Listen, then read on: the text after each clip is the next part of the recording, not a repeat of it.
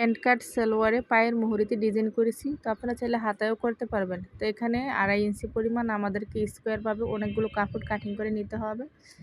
তো আমরা ত্রিভুজ আকারে প্রথমে কিন্তু বানিয়ে নিব। তো আপনারা একটু মনোযোগ সহকারে দেখেন আমি কিভাবে কাজটা করেছি।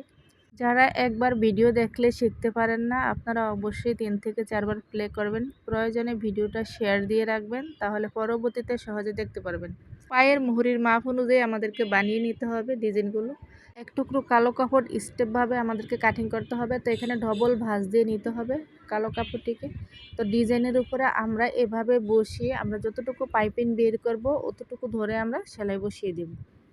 আশা করি বুঝতে পারছেন আপনারা। তো এখন আমরা পায়ের মুহুরিতে সেট করব। তো আমাদেরকে কিন্তু এভাবে ভাঙা দিয়ে নিতে হবে চিকন করে। তো ডিজাইনটি আমরা সালোয়ারের সোজা দিকে এভাবে বসিয়ে নিব।